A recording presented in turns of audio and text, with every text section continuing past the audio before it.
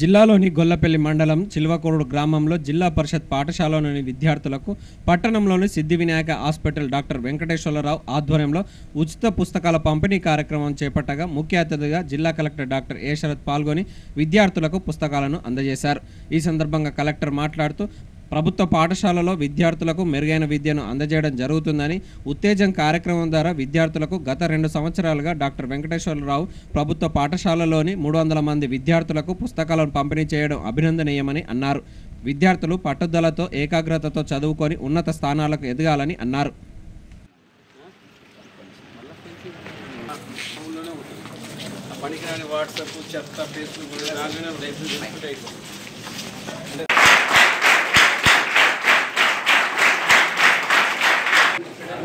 గత 10 సంవత్సరాలుగా మనకి మన విద్యార్థులు ప్రతి ఏటా దాదాపు ₹1,00,000 విలువైన నోట్బుక్స్ ను వితరణ చేస్తున్నటువంటి మన డాక్టర్ పెద్ద వెంకటేశ్వర గారి నాన్నగారైన రామారావు గారిని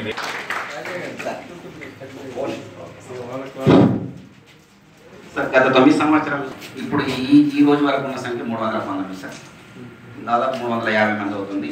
సంఖ్య పెరగడానికి కూడా వారు ప్రధాన కారణం సార్। ముఖ్యంగా రామారావు గారు ఈ పాఠశాల దాంతో పాటు మండలంలో 11 ట్రిపుల్ కూడా సాధించుకున్నాం। అంటే ఇదివరకు దాదాపు ఒక 6 సంవత్సరాల తర్వాత మళ్ళీ మండలంలో ట్రిపుల్ ఐటీసీలు సాధించుకోవడం జరిగింది సార్। నిజానికి అంతటి ఒక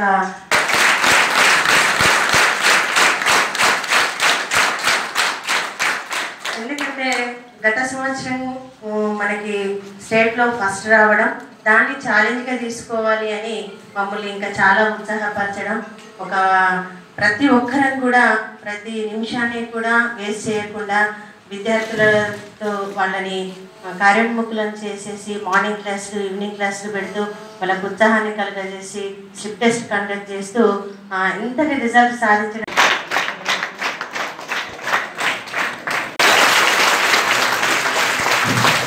ఈ పాప తండ్రి ఈ పాపకు తండ్రి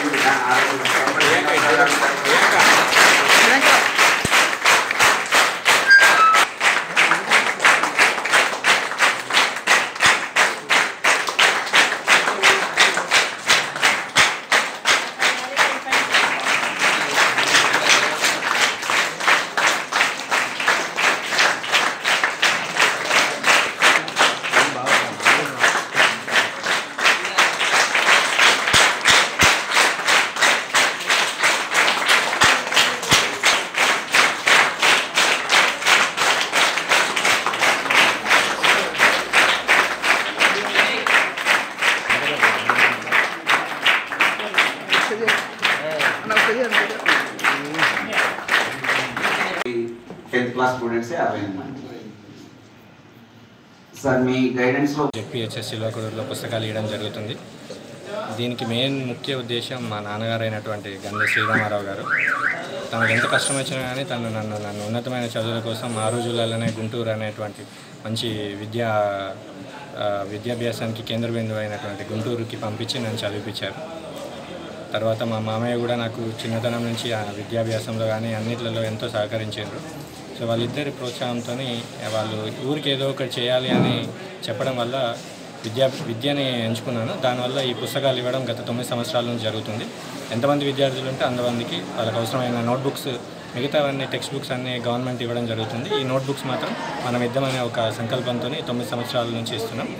అట్లనే మా నాన్నగారు ఈ చిల్వకోడు నుంచి వచ్చే ఎవరి దగ్గర కూడా మీరు కన్సల్టేషన్ కానీ ఏది కూడా తీసుకోవద్దని చెప్పారు। ఇప్పటివరకు గత 12 సంవత్సరాలు అయింది నేను ప్రాక్టీస్ పెట్టి, కొత్త బిల్డింగ్ అన్నీ 12 సంవత్సరాల నుంచి చిల్వకోడు గ్రామస్తులైన ఎవరి దగ్గర కూడా ఒక పైసా తీసుకోకుండానే వాళ్ళకి ఈఎన్టీకి సంబంధించినటువంటి ఎటువంటి వ్యాధి వచ్చినా ట్రీట్మెంట్ ఇవ్వడం జరుగుతుంది।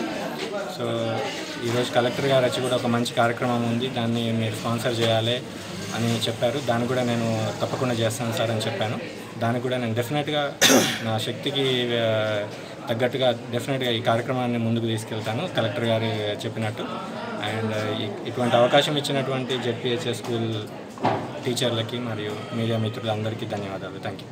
కోడూరులో గవర్నమెంట్ హై స్కూల్స్కి మరి ఉత్తేజం కార్యక్రమం శాశ్వతంగా నేను దత్తత తీసుకుంటాను అని మరి డాక్టర్ వెంకటేశ్వర గారు పెద్ద మనసుతోటి మరి గత సంవత్సరం 2 సంవత్సరాల రిజల్ట్స్ చూసిన తర్వాత దాని ఫలాలు చూసిన తర్వాత నేనే దీన్ని స్పాన్సర్ చేస్తాను 10th క్లాస్ స్టూడెంట్స్కి ఉత్తేజం కార్యక్రమం నేను దత్తత తీసుకుంటానని వచ్చిన సందర్భంలో ఈరోజు వారు మరి నోట్బుక్స్లు కూడా అందరికీ పిల్లలకి ఇవ్వటం జరిగింది.